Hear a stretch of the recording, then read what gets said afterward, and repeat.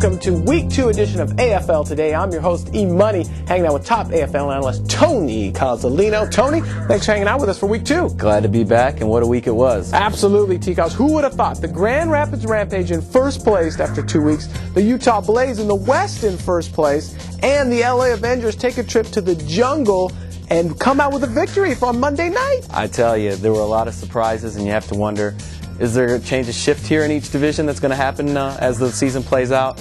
But I still think it's early. I mean, it's only week 2, so who even looks at the standings then, right?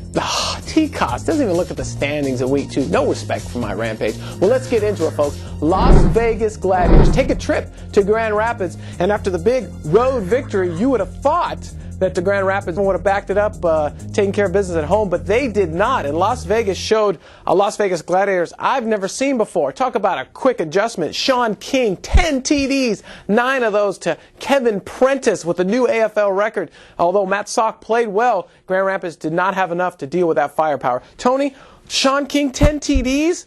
I mean, in the NFL, he would have never had a day like that, that's for sure. Yeah, who would have thought Sean King coming in second game, pretty much almost setting a record there for, of course, Prentice did for the 9 touchdown receptions. But this is a Las Vegas team, comes out in the fourth quarter, scores 31 points when it counts. And maybe this Sean King thing is going to work. If he comes and he's looking this comfortable this early, I think that's a great thing for the Gladiators, very promising.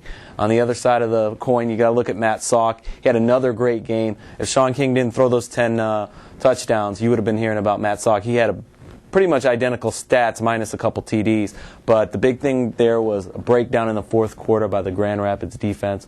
So now they've got to get ready for New Orleans while Las Vegas is getting ready to play Philadelphia. Gotcha. And I know, again, Las Vegas took advantage of some of the defensive injuries that Grand Rapids had. But again, once again, got to hand it off to Sean King. 10 TDs after the shaky start he had the week before. Quick adjustments for him. Okay, moving on. The world champion Chicago Rush take on the San Jose SaberCats. And let me tell you, what a surprise. Everyone figured, hey, with a big home crowd, I think this might be a stat for you, Tony, but sold-out crowd, ready to crown the rings, do the banner, the whole deal. And San Jose just comes up a few points shy. Mark Reeb had another fantastic game, but it was too much. DeRazio and Scipio combination proved to be it. And again, with a sold-out crowd, you get in your rings, you can't let the home crowd down. Rush win it 48-45, T-Coz. Yeah, I think another great game by Mark Reeb, although they did come up short. They kept the turnovers down in this game, but the difference were 2 interceptions that Reeb actually threw. And it's really interesting what's going on with the SaberCats right now. Rodney White is slowly becoming that #1 receiver, and he's showing he's a real playmaker. So that's going to be a little bit of change of guard there because James Rowe has previously been the #1. As far as Chicago's concerned, McCullough's looking to be a great pickup offensively, and he's fitting in real nicely. But this was a big win for Chicago, and really a bad win for San Jose because they've got to go and take this loss into the bye week. Absolutely, T-Coz. Of course, Jeremy Nurtle with those 2 big INTs proved to be the difference maker. And don't forget, Rookie of the Year, Ben Nelson. It looks like now San Jose's got 3 #1s to go to, and these guys are looking solid.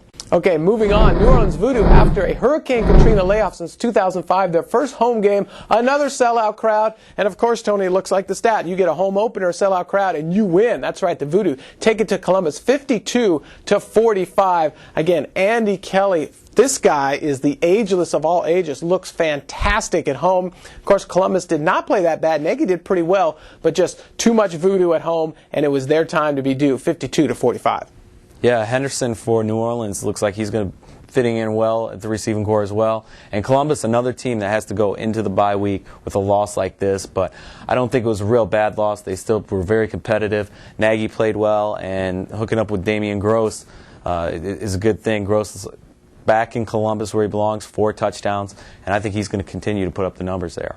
Absolutely, T-Coz. And actually, Columbus had a chance to win the game. They had the ball last possession, which is what you want in arena football. Took it down the 5-yard line, but Nagy could just not get it in. And again, the Voodoo would not be denied at home. All right, moving on. A team in turmoil, possibly Nashville Cats, starting off the season 0-2, not what they're looking to do.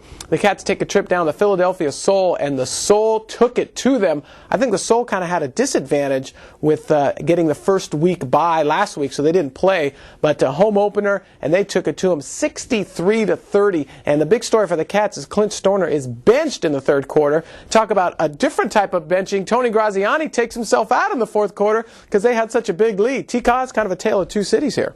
Yeah, was a great opening day. It looks like the first week off for Philadelphia, they really took the extra time to prepare. And the thing about Graziani, he spread out the ball really well. If you looked, there wasn't even a receiver that really had even 90 yards receiving. Spread out the ball well and then got to rest in the game. How often do you see that in an arena football game that usually comes down to the final gun? And now Nashville, they've got to play Utah again at home, and that's really going to be a huge game for them, because if they don't come through, they could be looking at a long season. Absolutely. And guys, I have to also give it up to the Seoul defense. Obviously, you don't win a 30-point margin without playing defense, and these guys did fantastic. So good things in store with Bon Jovi's guys. All right, moving on. Tampa Bay Storm, another team in turmoil, 0-2. Not a great start for Markham as they visit Dallas Desperados, and they go down 59-40. Callejo played well, but it was, once again, too much Clint Dozell and Marcus Nash, again, just doing what they do best. 59-40. The Storm, I don't know, T-Coz, is it time to worry? Yeah, it is, because I'll tell you, they've got Georgia coming up, and that's going to be another extremely tough game for them. But Dallas, once again, Clint Dozell, like you said, looking really great. On the receiving end, for the most part of those touchdowns, was Will Pettis, and he looks like he's making a case for early Offensive Player of the Year. But Tampa, they're going to have another tough game, and of course it's going to be at home against Georgia, but they've really got to get it together, otherwise they're going to be in a hole that they're not going to be able to get out of. I'm with you, T-Coz. And so speaking of Will Pettis, he also had a ton of return yards, and again, as we see with these free substitution rules, the Iron Man is far and few between, but Will doing it with returns and with receptions. So again, Dallas completing the package there and moving on for a big win. All right, moving on. Colorado Crush, home opener, and they come home with a victory as the KC Brigade lose their first game of the season. All right, Colorado Crush 44, KC Brigade 40. And I think, again, more from Colorado of what we've seen last year, the Dutton-Harrell combo working fabulously. Philly had a solid 5 TD performance, but I think the Colorado D just stiffened up enough to get the victory, and you got to be happy when you win your first home opener, T-Coz. Yeah, you're absolutely right.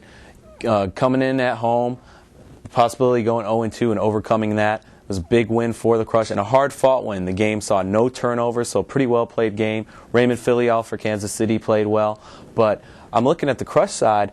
The last 2 weeks, they haven't really got the ball to Damian Harrell. They're using him in the red zone, but at the same time, he used to be their #1 offensive producer, and now that they've lost some receivers in the offseason, they don't have Marshall, they don't have McCullough.